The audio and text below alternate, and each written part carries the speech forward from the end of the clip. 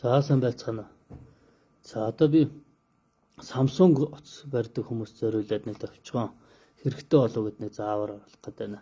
За энэ юу гэхээр одоо нэг бага насны хүүхэдтэй ч юм уу 10 жилийн хүүхэдтэй айлууд нэг Samsung утастай хүүхдүүд байна да. За тэгвэл юмыг амжтдаг хүн утас алгуулах тохиолдол гарч болно.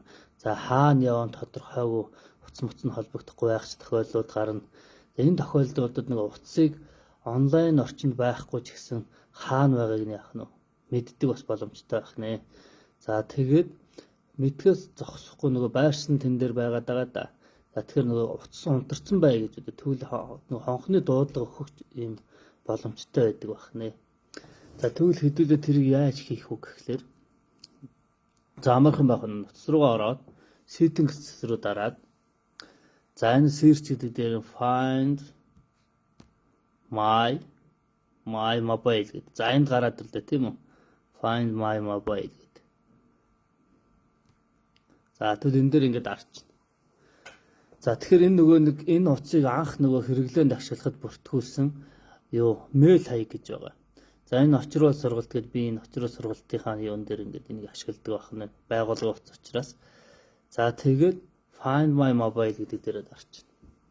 За тэгэнгүүт Smart Things Find гэдэг энэ Samsung.com гэдэг энд бүртгүүлдэг байхгүй энэ мобайлаараа энэ нөгөө Gmail-ээр. За тэгээд энэ дээр дарахаасаа өмнө за энэ локейшныгоо энийг ингэ наашлуулчихна.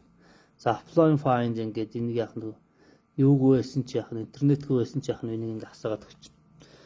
За ингэснийхаа дараагаар за энэ Smart Things Find гэдэг рүү яах нь дараад амархан бүртгүүлчтэй. За би энэ бүртгүүлсэн байгаа учраас шууд одоо энэ маань яах нь гарч ирэх хэвээр байршлна. За тэгэхээр одоо над дээр нэг утас бүртгэлтэй байна гэдэг ингээд X22-ыг гарч ирж байна шүү дээ тийм үү? За тэгвэл миний байршил хаана байна гэдгийг л ингээд харж.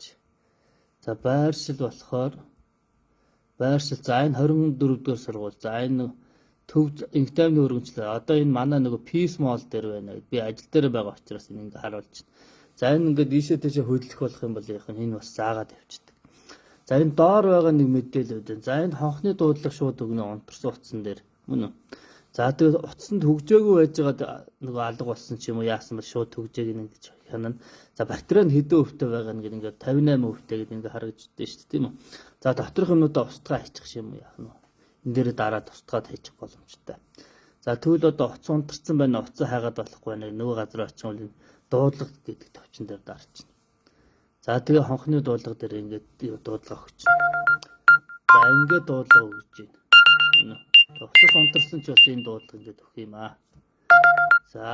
За ингээд баярлаа.